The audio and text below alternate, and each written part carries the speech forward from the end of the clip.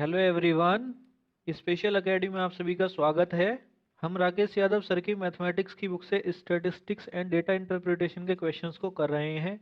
अभी तक हम पार्ट 5 तक 101 तक के क्वेश्चंस को कवर कर चुके हैं। अगर आपने पार्ट 5 तक की वीडियोस को नहीं देखा है तो उन्हें देख लीजिए, उनका लिंक आपको नीचे डिस्क्रिप्शन बॉक्स में मिल जाएगा। आज पार्ट 6 में हम 102 से लेकर 119 तक के क्वेश्चंस को कवर करेंगे। इस वीडियो की पीडीएफ का लिंक आपको हमारे टेलीग्राम चैनल पर मिल जाएगा और टेलीग्राम का लिंक आपको नीचे डिस्क्रिप्शन बॉक्स में मिल जाएगा। तो यदि आप इस लेक्चर की पीडीएफ डाउनलोड करना चाहते हैं तो आप उसे हमारे टेलीग्राम चैनल से डाउनलोड कर सकते हैं। चलिए अब हम शुरू करते हैं आज के अपने क्वेश्चंस। क्वेश्चन नंबर 102 से लेकर 106 तक के लिए हमें निर्देश दिए गए हैं। निम्नलिखित ग्राफ में एक फैक्ट्री द्वारा वर्ष 2009 से 2014 तक वाहन के दो प्रकार P एवं Q के उत्पादन को हजार में दर्शाया गया है। ग्राफ का अध्ययन कीजिए और नीचे दिए गए 5 प्रश्नों का उत्तर दीजिए। इसके नीचे देखिए हमें ग्राफ दिया गया है। इस ग्राफ में हमें दो लाइन दी गई हैं। जिस लाइन के बीच में क्रॉस क्रॉस लगे हुए हैं वो तो पी टाइप के वाहन है, और जिस लाइन के बीच में सर्किल बने हुए हैं वो क्यू टाइप के वाहन है। अब हमें इसके बेस पर कुछ क्वेश्चंस के आंसर देने हैं। आगे अगर हम क्वेश्चन देखें तो क्वेश्चन नंबर 102 में हमसे पूछा गया है, वर्ष 2010 से 2011 तक टाइप क्यू वाहनों के उत्पादन में लगभग कितने प्रतिशत कमी आई। यहाँ पर देखिए हमसे टाइप क्यू वाहनों के बारे में पूछा गया है। टाइप क्यू के जो वाहन है उसमें लाइंस के बीच में सर्किल दिया गया है। तो हम पहले वर्ष 2010 और 2011 में टाइप क्यू वाहनों की संख्या देख लेते हैं। तो देखिए वर्ष 2010 में जो टाइप क्यू वाहन है वो प्रोड्यूस हुए हैं 150,000। यहाँ पर देखिए हम हजार को छोड़ देते हैं, 150 ही ले लेते हैं। तो यहाँ पर वर्ष 2010 में प्रोड्यूस हुए हैं 150। और अगर हम बात करें 2011 की, तो 2011 में टाइप क्यू वाहन प्रोड्यूस हुए हैं 125 के बराबर। तो यहाँ पर देखिए 25 की कमी आ रही है। अब ये जो 25 की कमी है ये हमसे प्रतिशत में पूछी है कि ये लगभग कितने के बराबर है। तो देखिए कमी प्रतिशत बराबर हो जाएगी, 25 की कमी हो रही है तो 25 आ जाएगा ऊपर, डिवाइड करते हैं जिससे कंपेयर हो रही है। अब देखिए जब हमारे पास वर्ष 2010 और 2011 के 2 साल हैं तो कंपेयर हम 2010 से ही करेंगे क्योंकि पहले वाले से ही कंपेयर होती है। तो यहाँ पर हम कंपेयर करेंगे 2010 के ईयर से। 2010 में प्रोड्यूस हुए हैं 150 वाहन, तो इसको डिवाइड करेंगे 150 से और गुणा कर देंगे 100 से। यहाँ से इसको सॉल्व करेंगे तो देखिए हमारे पास आ जाएगा 100/6%। 100/6% को जब हम दशमलव के रूप में लिखेंगे तो ये लिखा जाएगा 16.6%। अब देखिए हमारा कोई भी ऑप्शन 16.6% तो नहीं है, लेकिन 16.6% के आसपास का ऑप्शन है 16.3। तो यहाँ पर हमारा सही हो जाएगा ऑप्शन नंबर सी।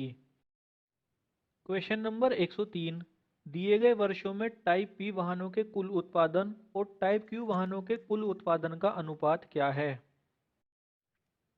यहाँ पर देखिए हमसे टाइप पी वाहनों के कुल उत्पादन और टाइप क्यू वाहनों के कुल उत्पादन का अनुपात पूछा है। तो हम यहाँ पर पहले टाइप पी वाहनों का कुल उत्पादन और टाइप क्यू वाहनों के कुल उत्पादन को निकाल लेते हैं। यहाँ पर पहले कैलकुलेट करते हैं टाइप पी वाहन का कुल उत्पादन।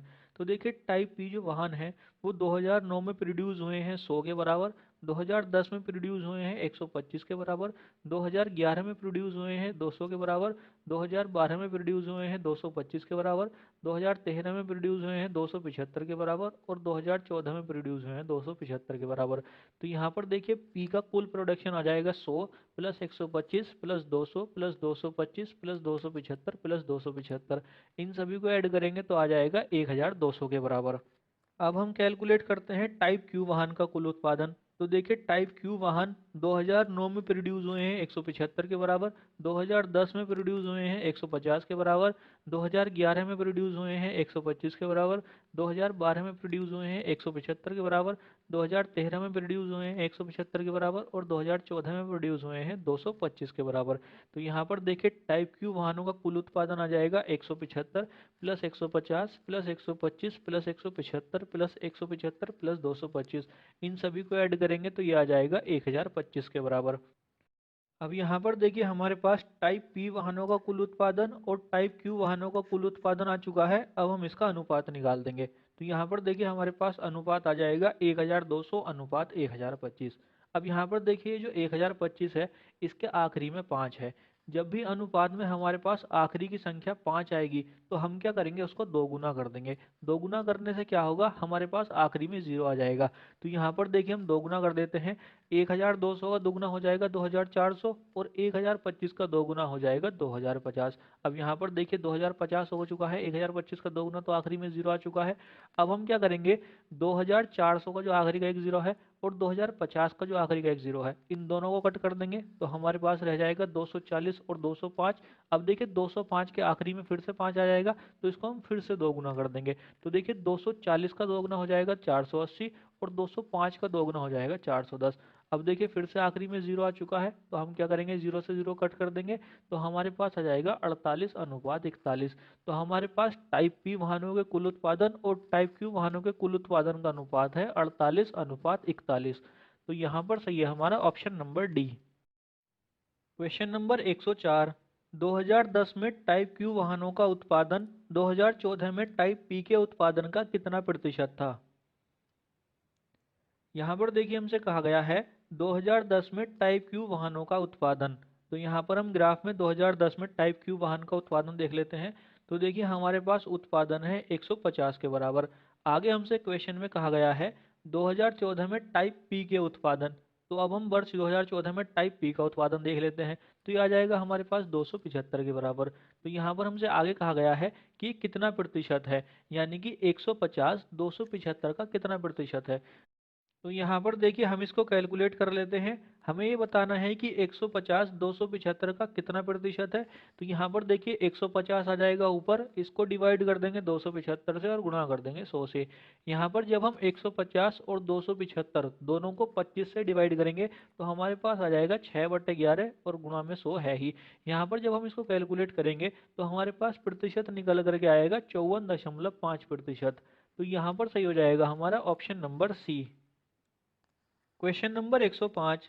दिए गए कितने वर्षों में कंपनी की टाइप पी वाहनों का उत्पादन दिए गए वर्षों में इस टाइप के वाहनों के औसत उत्पादन से अधिक था। यहाँ पर देखिए हमें ये बताना है कि कितने वर्षों में टाइप पी वाहनों का उत्पादन टाइप पी वाहनों के औसत उत्पादन से अधिक था। तो हम क्या करेंगे, यहाँ पर पहले टाइप पी वाहनों का औसत उत्पादन निकाल लेंगे। यहाँ पर देखिए अगर हम टाइप पी वाहनों की बात करें तो टाइप पी वाहन 2009 में प्रोड्यूस हुए हैं 100 के बराबर, 2010 में प्रोड्यूस हुए हैं 125 के बराबर, 2011 में प्रोड्यूस हुए हैं 200 के बराबर, 2012 में प्रोड्यूस हुए हैं 225 के बराबर, 2013 में प्रोड्यूस हुए हैं 275 के बराबर, और 2014 में भी प्रोड्यूस हुए हैं 275 के बराबर। तो यहाँ पर देखिए औसत बराबर हो जाएगा 100 plus 125 plus 200 plus 225 plus 275 plus 275, और इसको डिवाइड करेंगे 6 से। 6 से डिवाइड क्यों करेंगे, क्योंकि हमारे पास ये 6 ईयर्स का डेटा है। अब देखिए इससे पहले हमने जिस भी क्वेश्चन में औसत निकाला है तो हम औसत निकालने के लिए क्या करते थे, औसत को एज्यूम कर लेते थे, औसत को मान लेते थे। फिर हम उसके हिसाब से कैलकुलेशन कर देते। जितने भी औसत में बढ़ोतरी या कमी होती थी फिर हम औसत को सही कर लेते थे। अब यहाँ पर देखिए हम क्या करेंगे, हम यहाँ पर उस तरीके को अप्लाई नहीं करेंगे। क्यों नहीं करेंगे मैं ये भी बता दूंगा। हम यहाँ पर क्या करेंगे, इन सभी को ऐड करके 6 से डिवाइड करेंगे। तो यहाँ पर देखिए जब हम इन सभी को ऐड करेंगे तो हमारे पास आ जाएगा 1200। 1200 को जब हम 6 से डिवाइड करेंगे तो हमारे पास औसत आ जाएगा 200 के बराबर। अब यहाँ पर देखिए औसत मैंने एज्यूम करके क्यों नहीं निकाला, क्योंकि देखिए जब आप ऊपर लिखी हुई संख्याएं देखेंगे 100 125 200 225 275 और 275, तो यहाँ पर जो मुझे सबसे आसान संख्या दिखाई दे रही है वो 200 दिखाई दे रही है। तो यहाँ पर अगर मैं औसत मानता तो मैं 200 ही मानता, और जब हम इसको कैलकुलेट करते तो वास्तव में जो औसत निकल करके आता वो भी 200 निकल करके आता है, क्योंकि ये जो औसत आया है 200 के बराबर आया है। तो फिर आप ये सोचते कि औसत मुझे पहले से पता था इसलिए मैंने 200 मान लिया। तो इस वाले क्वेश्चन में क्या किया, मैंने औसत माना ही नहीं, यहाँ पर हमने सभी को ऐड करके 6 से डिवाइड करके सिंपली जैसे औसत निकालते हैं वैसे निकाल लिया। तो यहाँ पर देखिए औसत आ चुका है 200 के बराबर। अब हमें ये बताना है कि पी टाइप के जो वाहन हैं उनमें से कितनों का उत्पादन 200 से अधिक है। यहाँ पर देखिए 200 से अधिक पूछा गया है, 200 के बराबर भी नहीं बताना है। तो यहाँ पर हम देखते हैं अगर हम बात करें वर्ष 2009 की, तो वर्ष 2009 में पी का उत्पादन है 100 के बराबर। यहाँ पर ये 200 से कम है तो हम इसको काउंट नहीं करेंगे। अब हम देखते हैं 2010 का उत्पादन। 2010 में पी का उत्पादन है 125 के बराबर। तो ये भी देखिए 200 से कम है, तो हम इसको भी काउंट नहीं करेंगे। अब हम देखते हैं 2011 का उत्पादन। 2011 का उत्पादन है 200 के बराबर। अब देखिए हमें बताना है औसत उत्पादन से अधिक। औसत उत्पादन भी 200 के बराबर है। मैंने आपसे बताया है कि हम अधिक लेंगे, बराबर भी नहीं लेंगे, तो हम यहाँ पर इसको भी छोड़ देंगे। अब हम देखते हैं 2012 का उत्पादन। 2012 का उत्पादन है 225 के बराबर। अब ये देखिए 200 से ज़्यादा है, तो हम इसको काउंट करेंगे। अब हम देखते हैं 2013 का उत्पादन। तो 2013 का उत्पादन है 275 के बराबर। तो ये भी औसत उत्पादन 200 से अधिक है, तो हम इसको भी काउंट करेंगे।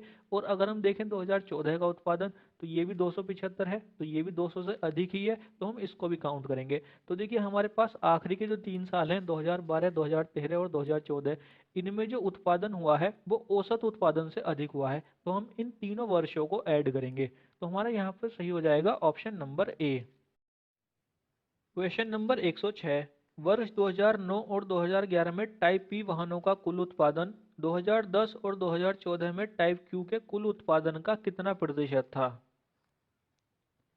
देखिए सिंपल क्वेश्चन है।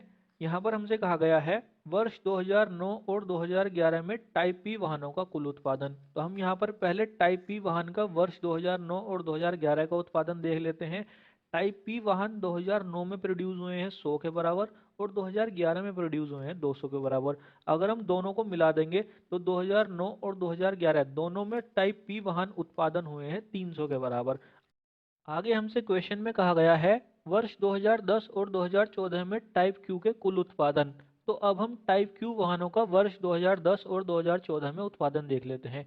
तो देखिए वर्ष 2010 में टाइप क्यू का उत्पादन हुआ है 150 के बराबर और 2014 में उत्पादन हुआ है 225 के बराबर। अगर हम इन दोनों को ऐड कर देंगे तो 2010 और 2014 में कंबाइन रूप से उत्पादन हुआ है 375 के बराबर। अब देखिए हमें ये बताना है कि 300 जो कि वर्ष 2009 और 2011 में टाइप पी वाहनों का कुल उत्पादन है, वो 375 का यानी कि वर्ष 2010 और 2014 में टाइप क्यू वाहनों का कुल उत्पादन है, उसका कितना प्रतिशत है? तो देखिए प्रतिशत बराबर हो जाएगा 300 आ जाएगा ऊपर, इसको डिवाइड कर देंगे 375 से और गुणा कर देंगे 100 से। इसको कैलकुलेट करेंगे तो ये आ जाएगा 80% के बराबर। तो यहाँ पर सही हो जाएगा हमारा ऑप्शन नंबर सी।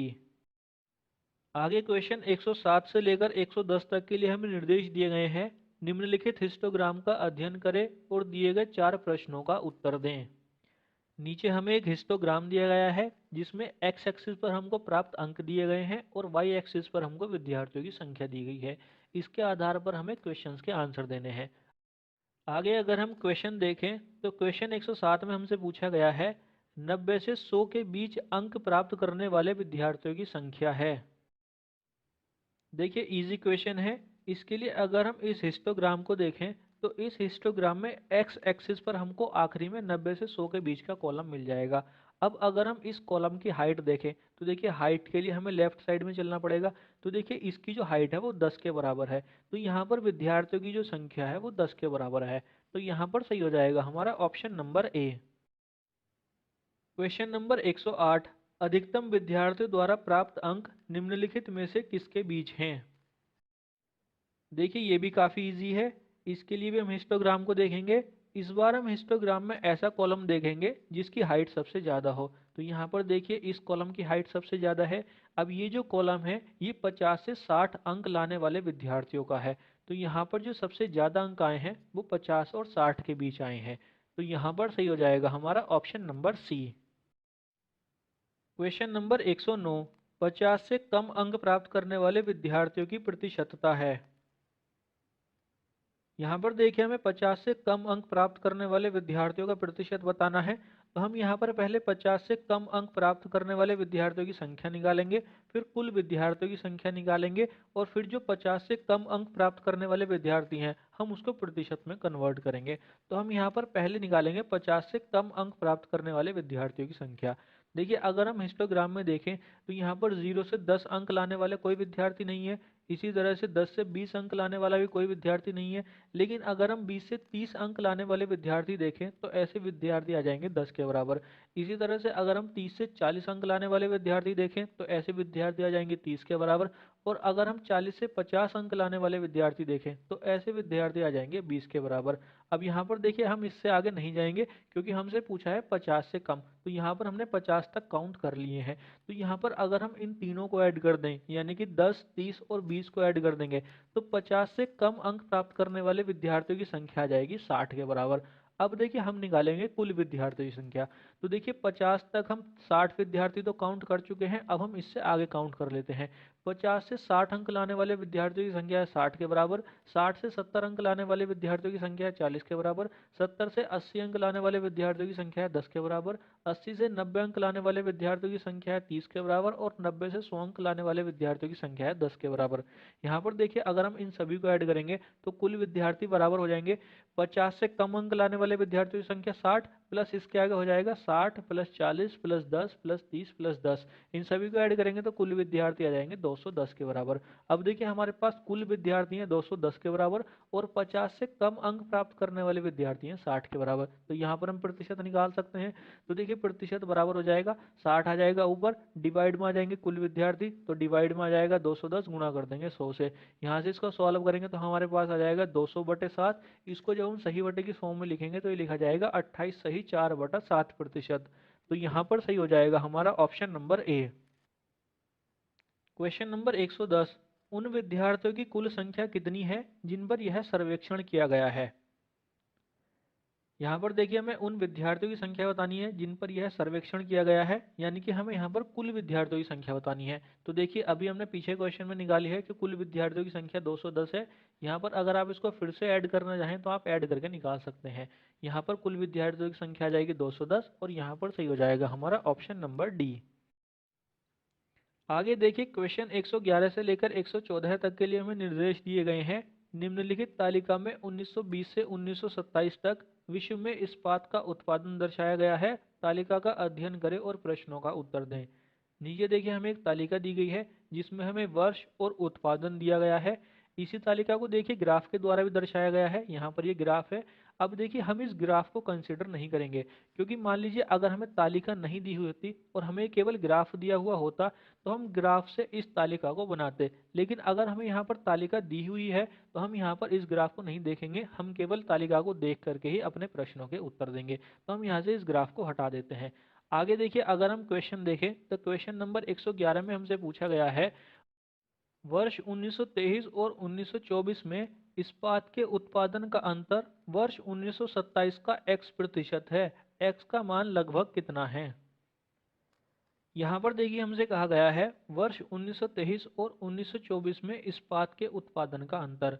तो यहाँ पर देखिए तालिका में हम वर्ष 1923 और 1924 को देख लेते हैं। हमारे पास ये दो वर्ष आ जाएंगे। अब देखिए अगर हम इनका अंतर देखें तो देखिए हमारे पास जो 1924 का वर्ष है इसमें हमारा उत्पादन ज़्यादा है। तो हम यहाँ पर 77.23 में से 1923 का जो उत्पादन है 76.23 हम उसको घटा देंगे। तो देखिए 77.23 में से अगर हम 76.23 घटाएंगे तो हमारे पास उत्पादन का अंतर आ जाएगा 1 के बराबर। यहाँ पर ये 1 मिलियन टन आएगा लेकिन हम इसको 1 ही कंसीडर करेंगे। आगे देखिए हमसे क्वेश्चन में कहा गया है कि जो ये अंतर है ये वर्ष 1927 का x% है। अब देखिए हम 1927 का देखते हैं तो देखिए 1927 तालिका में सबसे नीचे है। तो इसका जो प्रोडक्शन है वो है 100.17 के बराबर। अब हमसे पूछा गया है कि x का मान लगभग कितना है। तो देखिए हमसे लगभग में पूछा गया है तो हम क्या करेंगे, जो हमें ये 1927 का प्रोडक्शन दिया गया है 100.17, हम इसको पूरा पूरा 100 के बराबर ले लेंगे। तो यहाँ पर देखिए हमारे पास क्या इक्वेशन आ जाएगी। हमसे कहा गया है वर्ष 1923 और 1924 में इस्पात के उत्पादन का अंतर आया है 1 के बराबर। तो 1 बराबर हो जाएगा 1927 का x%। 1927 का जो उत्पादन है वो है 100 के बराबर, हमने 100 के बराबर ले लिया है। तो 100 का x% हो जाएगा। प्रतिशत को जब हम हटाते हैं तो हम 100 से डिवाइड कर देते हैं। तो हमारे पास इक्वेशन आ जाएगी 1 बराबर हो जाएगा 100 का x%, यानी कि 100 गुणा x/100। यहाँ से कैलकुलेट करेंगे तो 100 से 100 कट जाएगा, x की वैल्यू आ जाएगी 1 के बराबर। तो यहाँ पर सही हो जाएगा हमारा option number D. Question number 112, उन वर्षों की संख्या लगभग कितनी है जिसके दौरान कंपनी का उत्पादन वर्ष 1920 से 1927 के औसत उत्पादन से कम है। यहाँ पर देखिए हमें ऐसे वर्षों की संख्या बतानी है जिसके दौरान कंपनी का जो उत्पादन है वो वर्ष 1920 से 1927 का जो औसत उत्पादन है उससे कम है। तो हम क्या करते हैं, पहले यहाँ पर औसत उत्पादन निकाल लेते हैं। तो यहाँ पर देखिए हमारे पास तालिका बनी हुई है। हम क्या करते हैं, 1920 से 1927 तक का जो उत्पादन है उस सभी को ऐड कर लेते हैं। तो देखिए जब हम ऐड करेंगे तो हमारे पास कुल उत्पादन आ जाएगा 616.78 के बराबर। अब देखिए हमारे पास ये जो कुल उत्पादन आया है ये 8 वर्षों का है।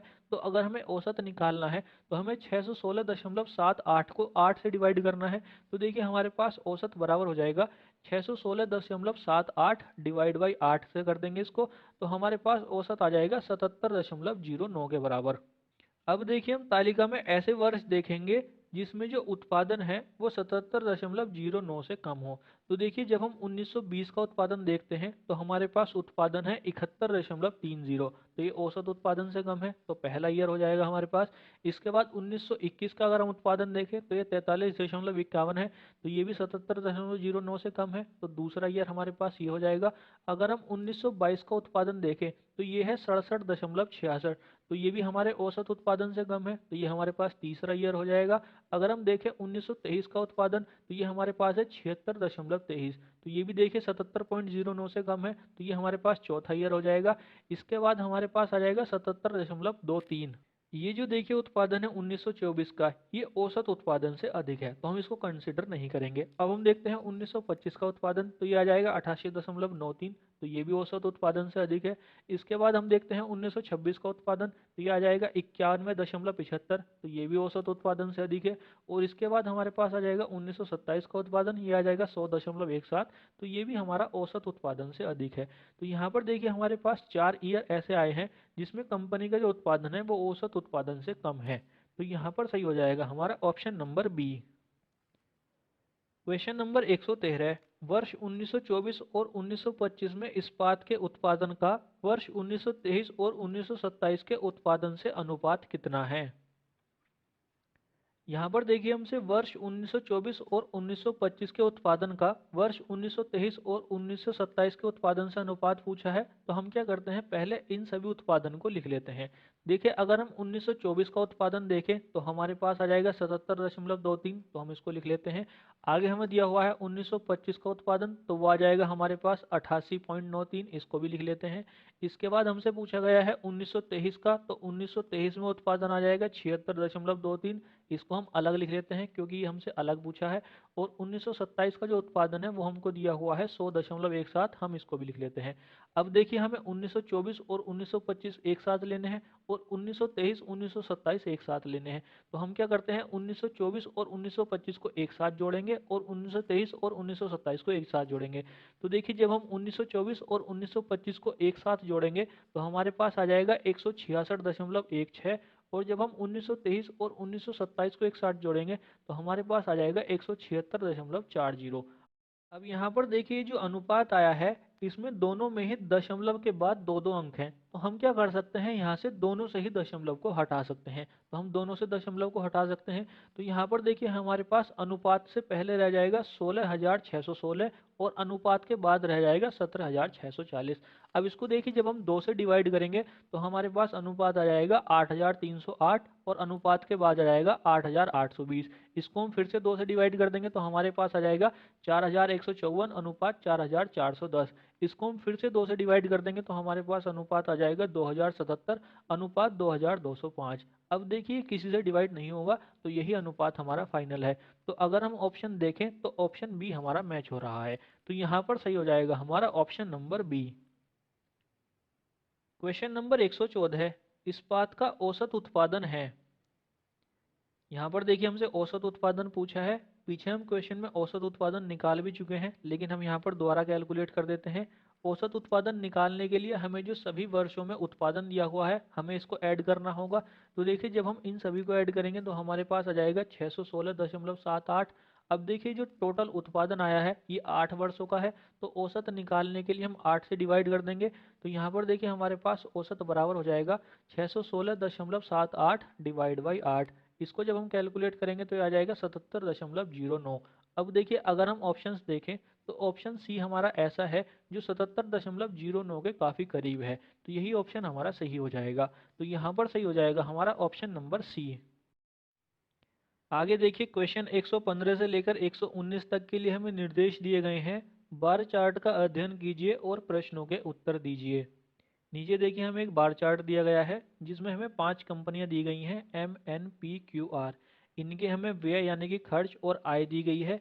इसके आधार पर हमें कुछ क्वेश्चंस के आंसर देने हैं। तो यहाँ पर हम क्वेश्चंस को देख लेते हैं। क्वेश्चन 115 में हमसे कहा गया है कंपनी आर के व्यय में वर्ष 2001 में वर्ष 2000 की तुलना में 20% की वृद्धि हुई और कंपनी को वर्ष 2000 में 10% का लाभ हुआ था। तो कंपनी की वर्ष 2000 में कितनी आय हुई थी। यहाँ पर देखिए इस क्वेश्चन को ध्यान से समझिए। यहाँ पर हमसे कहा गया है कंपनी आर के व्यय में वर्ष 2001 में वर्ष 2000 की तुलना में 20% की वृद्धि हुई। यहाँ पर देखिए हमको प्रतिशत दिया हुआ है 20%। हम क्या करते हैं पहले इसे भिन्न के रूप में लिख लेते हैं। 20% को भिन्न के रूप में लिखा जाता है 1/5। अब देखिए क्वेश्चन को दोबारा पढ़िए। हमसे कहा गया है कंपनी आर के व्यय में वर्ष 2001 में वर्ष 2000 की तुलना में 20% की वृद्धि हुई। इसका मतलब ये है कि कंपनी आर ने वर्ष 2000 में जितना खर्च किया था, अगर हम उसमें 20% की वृद्धि कर दें तो वर्ष 2001 के खर्च के बराबर हो जाएगी। तो यहाँ पर देखिए हम क्या करते हैं कंपनी आर का वर्ष 2000 का खर्च मान लेते हैं x के बराबर और उसमें 20% की वृद्धि करके उसे वर्ष 2001 के खर्च के बराबर रख देते हैं। यहाँ पर जो हमें ये ग्राफ दिया हुआ है इसमें हमें वर्ष 2001 का खर्च दिया हुआ है तो हम उसके बराबर इसको रख देते हैं। तो यहाँ पर देखिए हम ये मान लेते हैं कि कंपनी आर ने वर्ष 2000 में जो खर्च किए हैं वो x रुपए खर्च किए हैं। अब हमें करनी है 20% की वृद्धि। 20% को हमने भिन्न के रूप में लिखा है 1/5। जब भी देखिए हमें वृद्धि करनी होती है तो हम क्या करते हैं हर में अंश को ऐड कर देते हैं। तो देखिए हर है 5 और अंश है 1। 5 में 1 को ऐड कर देंगे तो हमारे पास आ जाएगा 6। तो हम x की गुणा कर देंगे 6/5 से।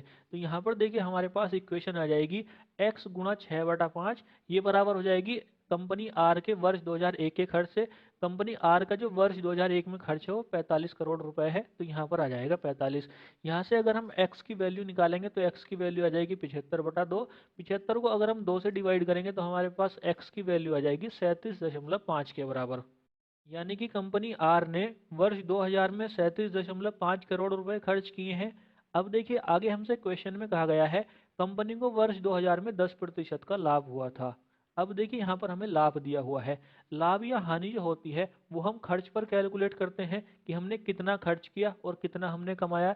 जैसे मान लीजिए आपने 100 रुपये खर्च किए और 150 रुपये कमाए, तो हम यहाँ पर अगर लाभ निकाले कि कितने रुपए का लाभ हुआ है तो हम क्या करेंगे 150 में से 100 को घटा देंगे। अब मान लीजिए आपको यही नहीं पता हो कि आपने खर्च कितना किया है तो हम लाभ या हानि नहीं निकाल सकते हैं। तो लाभ या हानि जो हम कैलकुलेट करते हैं वो हम खर्च पर करते हैं। अब देखिए हमने वर्ष 2000 में जो खर्च किए हैं या कंपनी आर ने जो खर्च किए हैं वो 37.5 करोड़ रुपए खर्च किए हैं। अब 10% का उसको लाभ हो रहा है तो हम लाभ निकाल सकते हैं। तो देखिए 37.5 का जब हम 10% निकालेंगे तो हमें दशमलव को लेफ्ट साइड शिफ्ट करना है 1 पॉइंट। तो यहाँ पर आ जाएगा 3.75 करोड़। अब हमसे पूछिए कंपनी की आय।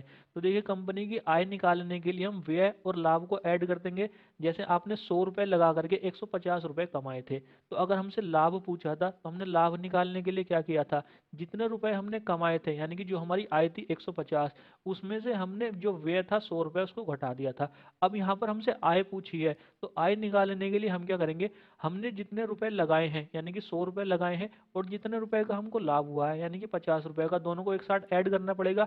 इसी तरह से हम यहाँ पर करेंगे। यहाँ पर हमने 37.5 करोड़ रुपए खर्च किए हैं और 3.75 का लाभ कमाया है, तो हम इन दोनों को ऐड कर देंगे।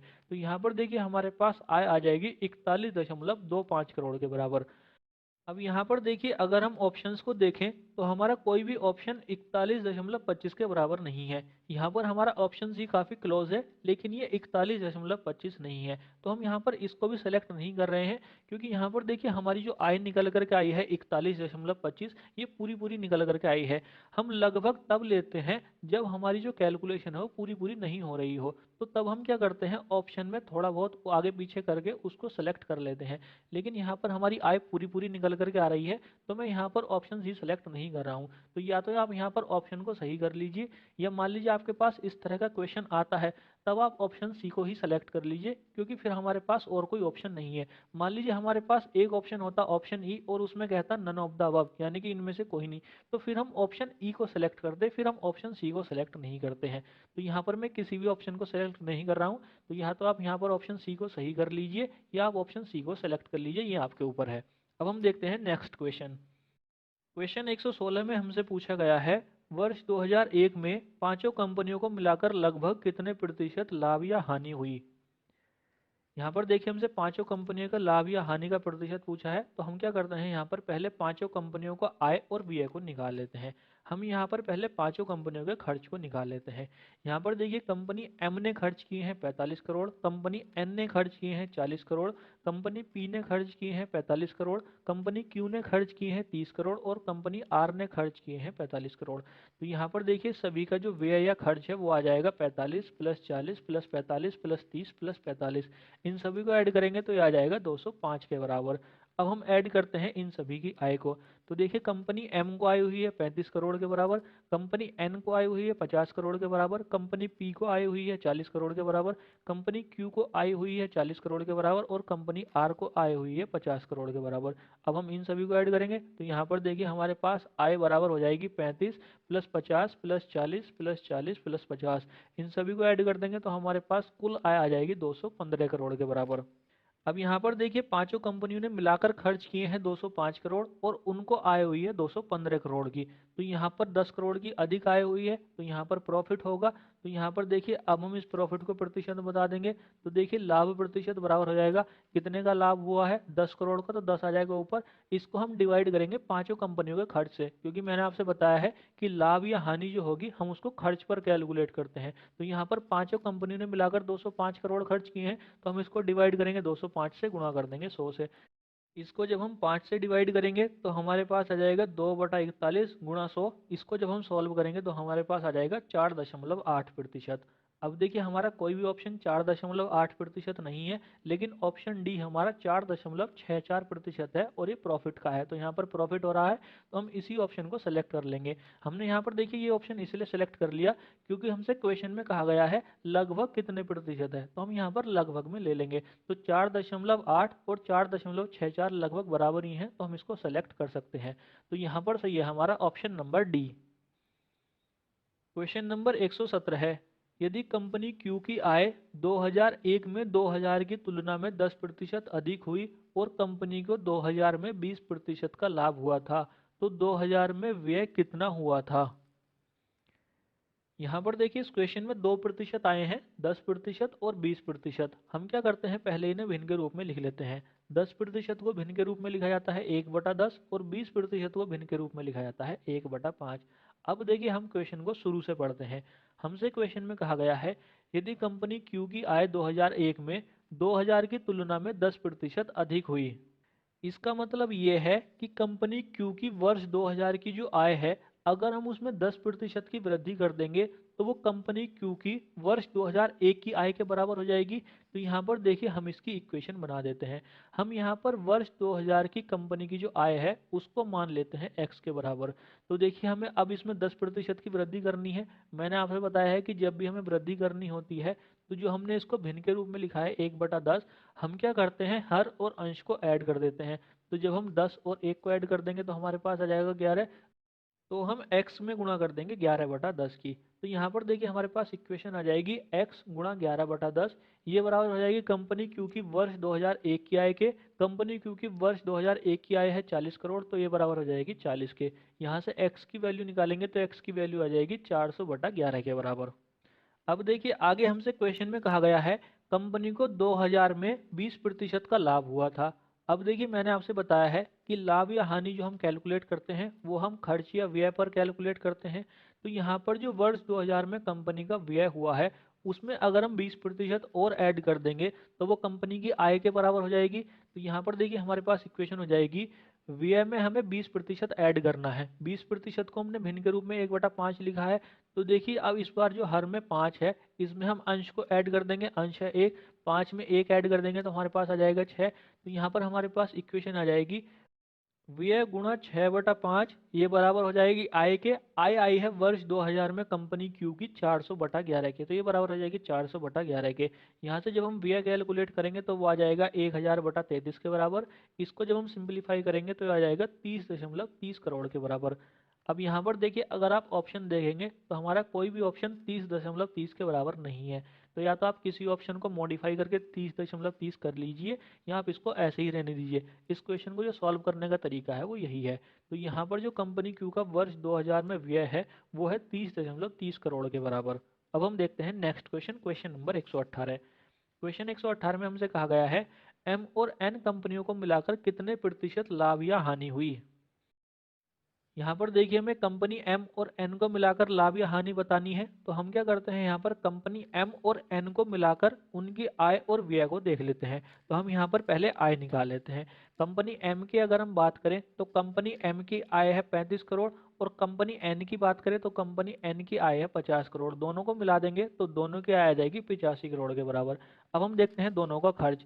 तो देखिए, कंपनी एम का खर्च है 45 करोड़ और कंपनी एन का खर्च है 40 करोड़। दोनों को मिला देंगे तो दोनों का खर्च आ जाएगा 85 करोड़। तो यहाँ पर देखिए, दोनों कंपनी की आय मिला करके है 85 करोड़ और दोनों कंपनी का खर्च ही 85 करोड़ है। तो यहाँ पर अगर हम दोनों कंपनी को एक साथ लेंगे तो इन्हें ना तो लाभ होगा ना हानि होगी। तो यहाँ पर सही हो जाएगा हमारा option number C, no loss and no profit. Question number 119, वर्ष 2001 में अधिकतम प्रतिशत लाभ कमाने वाली कंपनी कौन सी है।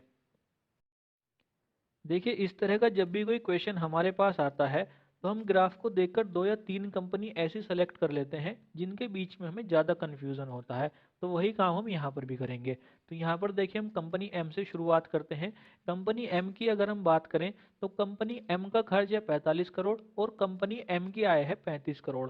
तो यहाँ पर देखिए, कंपनी एम घाटे में चल रही है, उसको लॉस हो रहा है। यहाँ पर आय कम है और खर्च ज़्यादा है, तो हम इसको हटा देंगे क्योंकि ये लाभ में नहीं है। अब हम देखते हैं कंपनी एन। कंपनी एन का खर्च है 40 करोड़ और आय है 50 करोड़। तो यहाँ पर देखिए, कंपनी एन 10 करोड़ के प्रॉफिट में है, तो हम इसको सेलेक्ट कर लेते हैं। अब हम देखते हैं कंपनी पी। कंपनी पी का खर्च है 45 करोड़ और आय है 40 करोड़। तो यहाँ पर देखिए, कंपनी पी भी लॉस में चल रही है, तो हम इसको भी हटा देंगे। अब हम देखते हैं कंपनी क्यू। कंपनी क्यू का जो आय है वो है 40 करोड़ और व्यय या खर्च है 30 करोड़। तो यहाँ पर देखिए, कंपनी क्यू भी 10 करोड़ के प्रॉफिट में है, तो हम इसको भी सेलेक्ट कर लेते हैं। अब हम देखते हैं कंपनी आर। कंपनी आर का खर्च है 45 करोड़ और आय है 50 करोड़। यहाँ पर कंपनी आर को प्रॉफिट हो रहा है 5 करोड़ का। अब देखिए, हमारे पास तीन कंपनी ऐसी आई हैं जो प्रॉफिट में आई हैं। अब इसमें भी अगर हम कंपनी आर देखें तो हम कंपनी आर को हटा सकते हैं, क्योंकि देखिए, कंपनी आर को केवल 5 करोड़ का लाभ हो रहा है, जबकि अगर हम कंपनी एन और क्यू की बात करें तो इनको 10-10 करोड़ का लाभ हो रहा है। तो यहाँ पर हम कंपनी आर को भी हटा देंगे। अब देखिए, हमारे पास जो कन्फ्यूजन है वो एन और क्यू को लेकर के है। अब देखिए, मैंने आपसे बताया है कि हम लाभ या हानि की जो कैलकुलेशन करते हैं वो हम खर्च के आधार पर करते हैं। यानी कि अगर हम कम खर्च करके ज़्यादा कमाएंगे तो हमें ज़्यादा प्रॉफिट होगा। तो वही हम यहाँ पर भी अप्लाई करके देखते हैं। तो देखिए, कंपनी एन जो है वो 40 करोड़ लगा करके 10 करोड़ का प्रॉफिट ले रही है और कंपनी क्यू 30 करोड़ लगा करके 10 करोड़ का प्रॉफिट ले रही है। तो यहाँ पर देखिए, कंपनी क्यू ज़्यादा प्रॉफिट ले रही है, वो कम लगा करके उतना ही प्रॉफिट ले रही है। तो यहाँ पर कंपनी क्यू ज़्यादा प्रॉफिट में होगी। इसको आप ऐसे समझिए, मान लीजिए मैं आपके पास दो स्कीम लेकर के आता हूँ। एक स्कीम में मैं आपसे कहता हूँ कि आपको 1 लाख रुपए लगाने हैं और आपको 1 लाख का ही प्रॉफिट हो जाएगा। दूसरी स्कीम में मैं आपसे कहता हूँ कि आपको 1 करोड़ लगाने हैं और आपको 1 लाख का प्रॉफिट हो जाएगा। तो आप किस में इन्वेस्ट करोगे? आप पहली वाली स्कीम में इन्वेस्ट करोगे, वहां पर आपको इन्वेस्ट कम करना है और प्रॉफिट बराबर है। तो वही काम हम यहाँ पर भी करेंगे। यहाँ पर हम ऐसी कंपनी देखेंगे जिसने कम रुपए लगाए हों और उसको प्रॉफिट बराबर हो रहा हो। तो यहाँ पर देखिए, कंपनी क्यू जो है वो 30 करोड़ लगा रही है और उसको 10 करोड़ का ही प्रॉफिट हो रहा है। यहाँ पर आप इसको इस तरीके से समझ पाते हैं तो ठीक है, वरना आप इसको कैलकुलेट करके भी निकाल सकते हैं। यहाँ पर अगर हम कंपनी एन की बात करें तो देखिए, कंपनी एन को प्रॉफिट हो रहा है 10 करोड़ का और उसने लगाए हैं 40 करोड़। तो यहाँ पर जब हम उसका प्रॉफिट कैलकुलेट करेंगे तो आ जाएगा 10 करोड़ का प्रॉफिट है तो 10 आ जाएगा ऊपर, डिवाइड में आ जाएगा कुल खर्च है 40 करोड़, गुणा कर देंगे 100 से। यहाँ से कंपनी एन का प्रॉफिट आ जाएगा 25% के बराबर। अब हम निकालते हैं कंपनी क्यू का प्रॉफिट। तो देखिए, कंपनी क्यू को भी 10 करोड़ का प्रॉफिट है, तो यहाँ पर 10 आ जाएगा ऊपर, डिवाइड कर देंगे खर्च से, खर्च है 30 करोड़ का, गुणा कर देंगे 100 से। यहाँ से कंपनी क्यू का प्रॉफिट आ जाएगा 33 सही 1/3% के बराबर। तो यहाँ से भी देखिए, क्लियर हो रहा है कि कंपनी क्यू को ज़्यादा प्रॉफिट हो रहा है। तो यहाँ पर सही हो जाएगा हमारा ऑप्शन नंबर बी। तो आज की वीडियो के लिए बस इतना ही। अगर आज की ये वीडियो आपको पसंद आई हो तो इसे लाइक कीजिए, नहीं पसंद आती है तो डिसलाइक कीजिए, और डिसलाइक क्यों की है नीचे कमेंट सेक्शन में ज़रूर बता दीजिए। इस वीडियो की पीडीएफ का लिंक आपको हमारे टेलीग्राम चैनल पर मिल जाएगा, और टेलीग्राम का लिंक आपको नीचे डिस्क्रिप्शन बॉक्स में मिल जाएगा। तो यदि आप इस लेक्चर की पीडीएफ डाउनलोड करना चाहते हैं तो आप उसे हमारे टेलीग्राम चैनल से डाउनलोड कर सकते हैं। जय हिंद, जय भारत।